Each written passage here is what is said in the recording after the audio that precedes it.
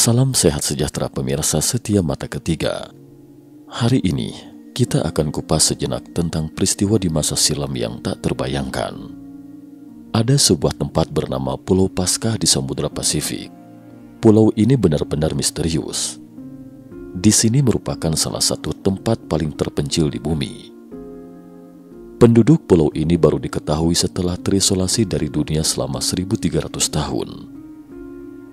Lalu rahasia apa yang tersembunyi di pulau itu? Di pulau ini bahkan tidak ada logam apapun, tetapi ada ratusan patung batu raksasa yang misterius. Mungkinkah ini hasil karya alien? Di sini ada peradaban berusia ribuan tahun, tetapi penduduk pulau seakan lenyap entah kemana. Apa gerangan yang terjadi di pulau tersebut? Berikut mari kita telusuri bersama. Pulau Paskah, peringatan bencana mematikan. Pulau bernama Rapa Nui ini pertama kali ditemukan pada 1600 tahun silam. Di sekeliling pulau sepanjang ribuan kilometer hanya ada laut. Pulau terdekat juga berjarak lebih dari 2000 kilometer. Sekelompok penduduk asli ini mampu ke pulau dengan beberapa perahu kecil. Jelas mereka adalah orang-orang yang paling gigih dan cerdas pada masa itu. Pulau ini juga tidak mengecewakan mereka. Di mana-mana ada pohon palem besar. Pohon-pohon ini sangat berguna, dapat diolah menjadi anggur dan diekstrak menjadi gula. Batang pohonnya dapat digunakan untuk membuat perahu atau menyalakan api. Di pulau ini juga banyak berterbangan burung laut. Kawanan burung ini sepertinya belum pernah melihat makhluk yang namanya manusia. Entah karena bodoh atau apa, mereka justru menghampiri ketika ditangkap. Sayangnya suhu air di sekitar pulau relatif dingin, jadi tidak ada ikan di area laut dangkal. Tetapi sekelompok orang ini datang dari ribuan kilometer jauhnya. Mereka menebang beberapa pohon dan membuat perahu, lalu ke laut dalam untuk menangkap lumba-lumba dan dijadikan makanan. Mereka bisa makan lumba-lumba hampir setiap 3 kali makan sehari. Setiap penduduk pulau merasa nyaman tinggal di sini bagaikan hidup di pulau surgawi. Namun yang tidak mereka duga adalah tidak ada seorang pun yang bisa meninggalkan pulau ini hidup-hidup dalam 1000 tahun ke depan. Keturunan mereka hanya bisa pasrah menerima tibanya akhir yang mengerikan itu di sini. Penduduk pulau telah hidup dengan nyaman dan tentram di pulau itu selama ratusan tahun. Setiap hari selain makan dan tidur, menangkap lumba-lumba adalah hari-hari yang indah bagi mereka.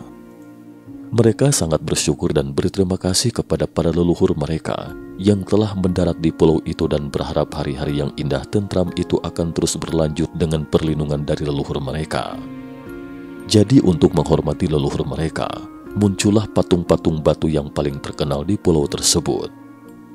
Patung-patung batu besar ini ada yang tingginya 7 hingga 8 lantai gedung atau sekitar 21,8 meter dengan berat 80 ton. Sedangkan patung-patung yang lebih kecil tingginya antara 3 hingga 5 meter dengan berat antara 5 sampai 10 ton.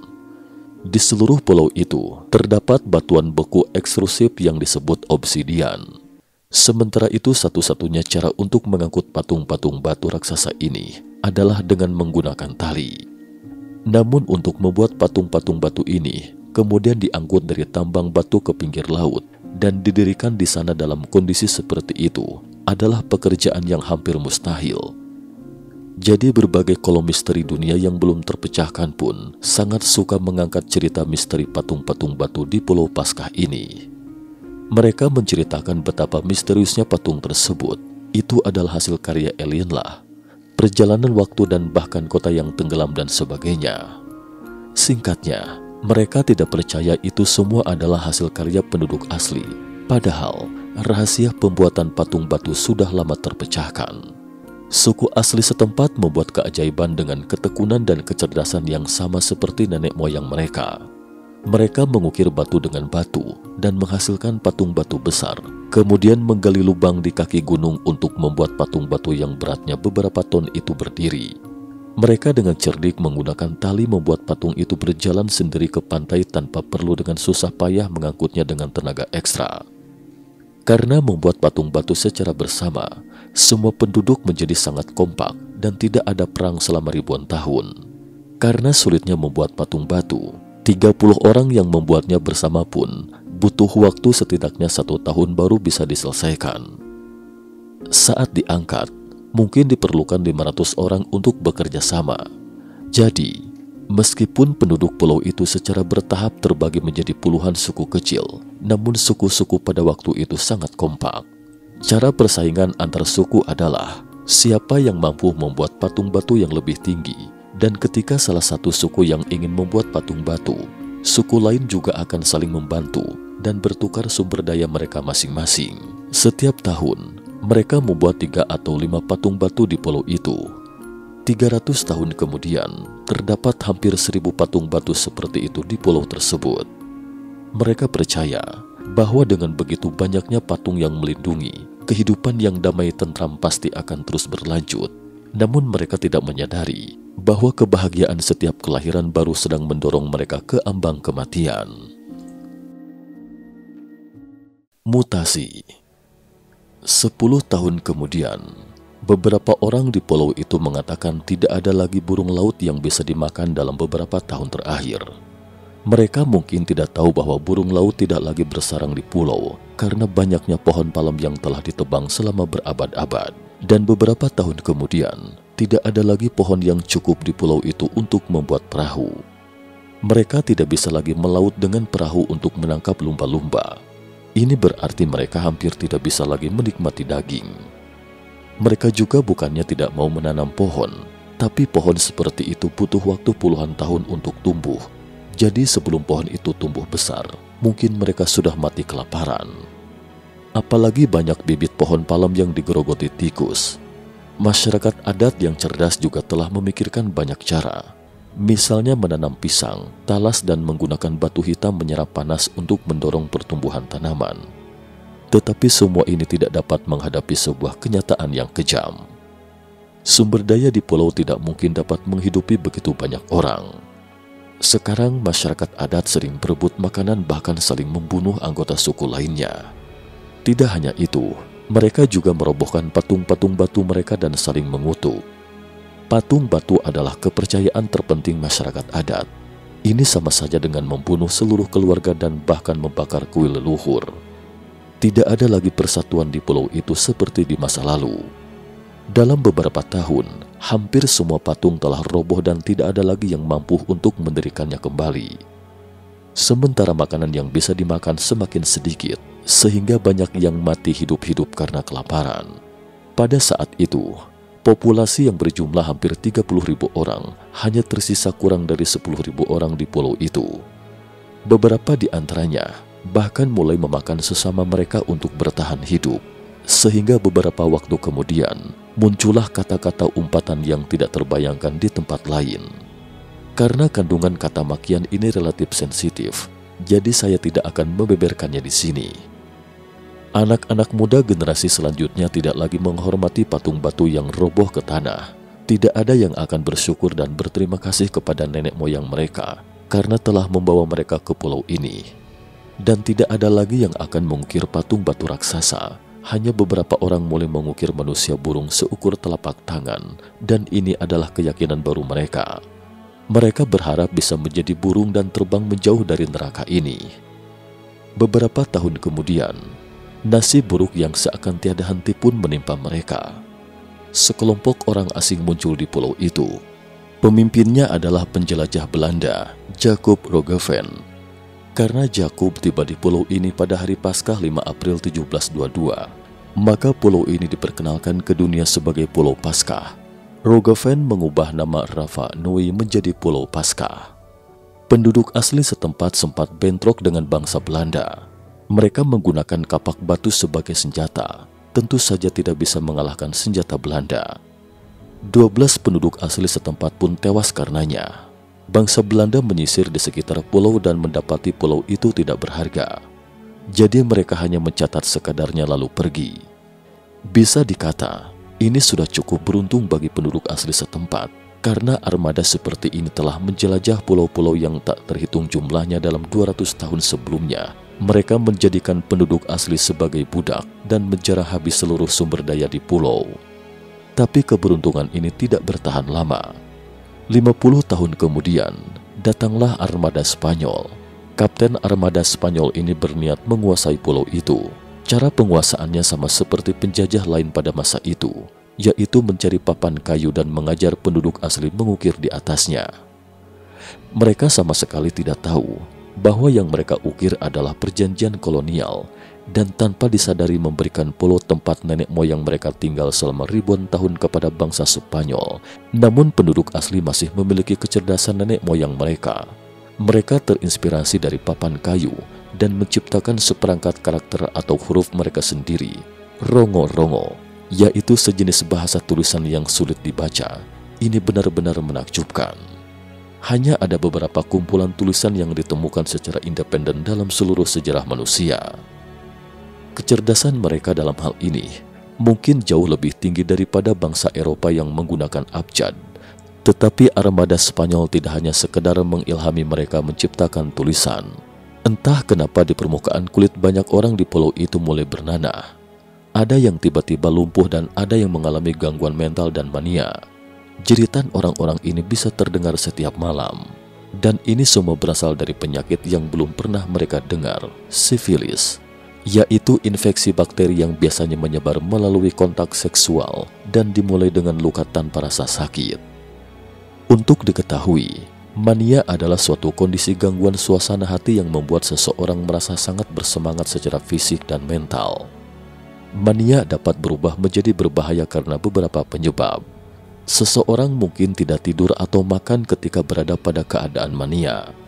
Mereka mungkin berkaitan dengan perilaku berisiko dan membahayakan mereka sendiri. Orang-orang dengan mania memiliki risiko lebih tinggi mengalami halusinasi dan gangguan persepsi lain. Bangsa Spanyol menjadikan Pulau Paskah sebagai rumah bordil di laut. Ketika armada berlayar ke tempat ini, para awak kapal akan berbondong-bondong ke pulau itu dan memperkosa para wanita di pulau itu. Para wanita terinfeksi sifilis dan menularkannya kepada kaum pria di pulau itu. Beberapa tahun kemudian, mati bersama secara mengenaskan. Namun ini bukan masa terburuk di pulau itu. Pada tahun 1862, bencana yang menghancurkan segenap pulau pun melanda. Sekelompok bajak laut menangkap lebih dari 1.000 orang sebagai budak. Pada saat itu, hanya tersisa lebih dari 2.000 orang di seluruh pulau. Mereka yang beruntung selamat rata-rata para orang tua dan anak-anak. Lebih dari 1.000 penduduk asli yang kurus kering harus melakukan perjalanan lebih dari 4.000 km di laut untuk mencapai Peru. Ketika tiba hanya tersisa 200 orang yang masih hidup. Mereka dipekerjakan sebagai penggali kotoran burung di Peru. Penduduk asli yang sudah lemah akhirnya tidak tahan lagi dan mati di tempat pembuangan kotoran. Tetapi untungnya, mereka tidak perlu tinggal terlalu lama di sini, dan ini adalah akhir dari era perdagangan budak. Negara-negara di dunia masing-masing melarang perdagangan budak, dan pemerintah Peru mau tidak mau harus membawa kembali penduduk asli ini ke Rapa Nui di bawah tekanan internasional. Hanya lebih dari 100 orang yang masih hidup ketika mereka naik kapal. Lebih dari 100 orang ini harus melalui pelayaran laut yang melelahkan sepanjang 4.000 km untuk bisa kembali ke kampung halamannya. Namun tak disangka, terjadi wabah cacar di kapal. Bahkan orang Rapa Nui yang paling gigih sekalipun tidak sanggup bertahan lagi. Keluarga di pulau itu melihat hanya tersisa 15 orang dari lebih dari 1.000 orang yang dibawa pergi ketika itu pun berlutut di tanah sambil menangis pilu. Sementara itu mereka tidak menyadari nasib buruk selanjutnya akan segera menimpa mereka. Karena beberapa bulan berikutnya, cacar menyebar di pulau itu. Kulit mereka mulai ditumbuhi abses atau bisul seukuran buah anggur. Sekujur tubuh terasa nyeri seperti terbakar dan menderita demam tinggi lebih dari 40 derajat. Rasa nyeri ini akan berlangsung setidaknya setengah bulan. Setengah dari lebih dari 1.000 orang tua, anak-anak dan yang cacat pun tewas karenanya. Setahun kemudian, seorang misionaris Prancis datang ke pulau itu. Saat itu kurang dari 500 orang yang tersisa di seluruh pulau Rapa Nui. Tujuan misionaris ke pulau itu bukan untuk membantu penduduk asli setempat, tetapi memberi pencerahan kepada mereka untuk menjadi Kristen. Dia memerintahkan semua papan tulisan rongo-rongo di pulau itu dibakar. Sejarah paling cemerlang dari suku Rapa Nui dapat ditemukan di papan Rongo-Rongo ini. Hampir semua orang sudah meninggal di pulau yang pernah menjadi surga ini dalam waktu 100 tahun. Sekarang, titik jejak terakhir dari perjalanan hidup mereka pun dihapus sepenuhnya. 23 tahun kemudian, pemerintah Chili memilih hari yang baik atau pada hari Paskah 5 April mengumumkan pendudukan atas Rapa Nui. Dan sejak itu, Rapa Nui pun resmi menjadi Pulau Paskah. Jika Anda ke Pulau Paskah sekarang, mungkin masih dapat melihat berbagai pertunjukan adat. Banyak dari orang-orang berperan sebagai penari ini bukan keturunan asli Rapa Nui. Mereka adalah staf yang dikirim oleh perusahaan pariwisata Chili. Saat pulang kerja, mereka kembali ke wujud sebenarnya, memakai t-shirt dan minum-minum. Selain patung-patung batu yang retak dan 24 papan kayu yang masih ada di pulau itu, Rapa Nui sepenuhnya lenyap dari bumi. Mengapa Rapa Nui berubah dari pulau surga menjadi pulau neraka? Mungkin penduduk asli tidak kekurangan keuletan dan kearifan hidup di pulau, hanya saja nasib mereka kurang beruntung. Sumber daya di sini terbatas, tidak cukup untuk menghidupi begitu banyak orang. Di hadapan ledakan penduduk, mereka mau tidak mau harus mengeksploitasi sumber daya secara gila-gilaan, atau bahkan perang memperebutkan sumber daya.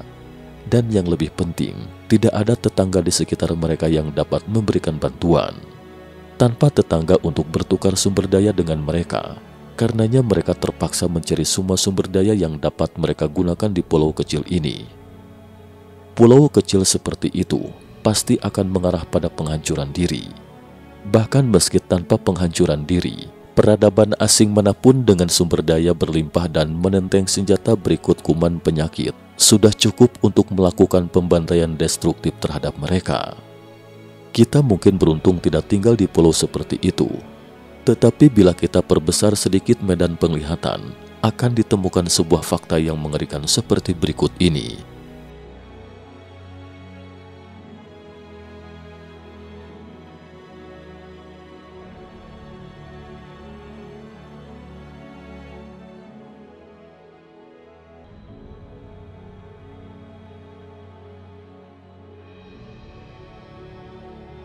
Ternyata akhir hidup manusia sudah ditakdirkan.